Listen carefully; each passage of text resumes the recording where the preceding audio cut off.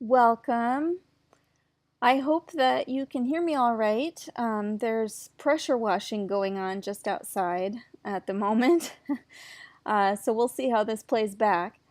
I wanted to share today that I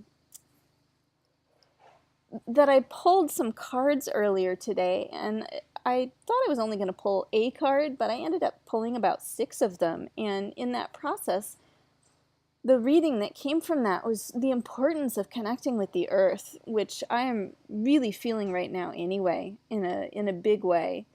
Uh, Partly because it's spring, summer. It's about time when the planting gets done around here, and I've had the opportunity for the first time in a very long time to sow some seeds and to buy some perennial starts and pot them or replant them and really play with dirt and look at green things and think about how they're going to grow and how I can nurture and support that growth. And nurturing and supporting growth is one of the most healing things that we can do for ourselves. In fact, one of the things that I'm aware of when I'm having a particularly difficult period of my life is that if I can find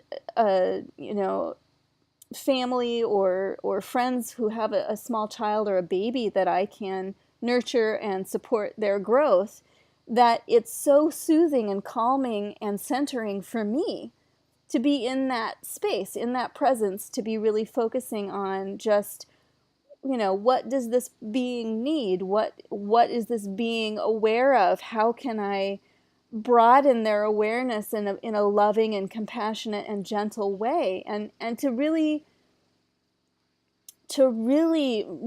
deeply practice gentleness in the world. And I feel like we do a lot of that same work with our gardens, depending on how you garden, I'm sure.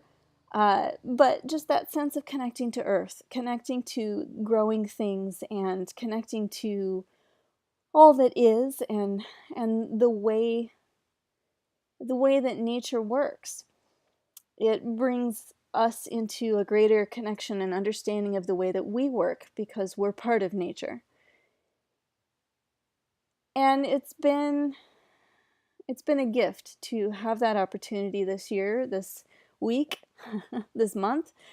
And I want to share that because that did show up for me in my tarot cards today as the importance of understanding yourself and the importance of being able to really put your best out into the world. Is that the first step is to have joyous gratitude, and the second step is to connect with the earth, is to really ground and center yourself.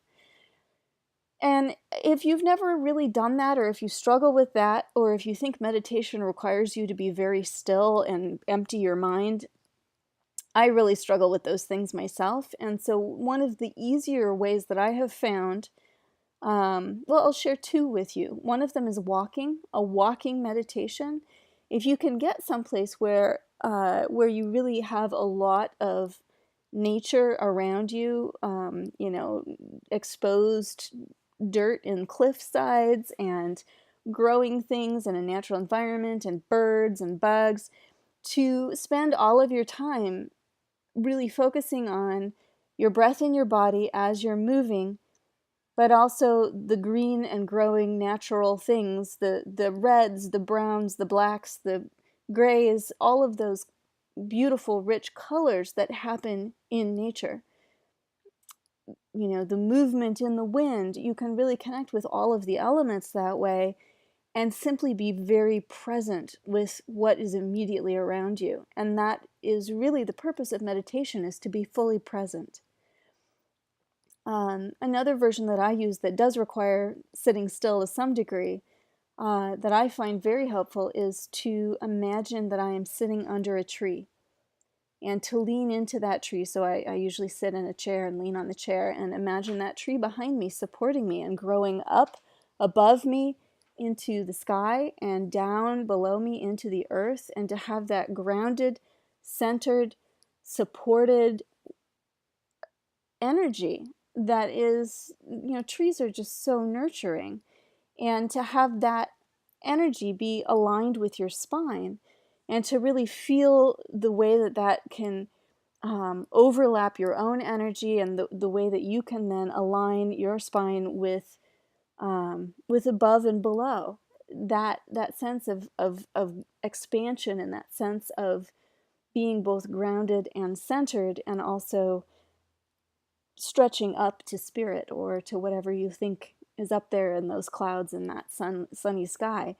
That is a wonderful way to start meditating and being present and feeling energy around you, and really nurturing your energy in a beautiful way. So I hope those 2 tools are very helpful for you. There are some breathing exercises that I also like to use to help people really be present with their bodies, to be in the moment, and to get out of their heads, because you have to think about the way that you're breathing and the way that your body is moving with that breath, and that can be helpful so long as it doesn't make you hyperventilate or something. It's not something I do for an extended period of time. There are yoga breathing meditations for that purpose that I think would be probably much more suitable for extended breathing exercises of meditation. But I don't really meditate for all that long in the traditional sense of emptying your mind, or just being still and being present, because once I'm present, once I'm grounded and centered, that's when I connect with universal knowledge, with spirit, with that greater wisdom, and then I'm channeling. And so that's not necessarily being empty, that's being full, which I much prefer. So thank you for being part of this conversation. And again, I hope you find these things useful, and I'll talk with you again soon. Be well.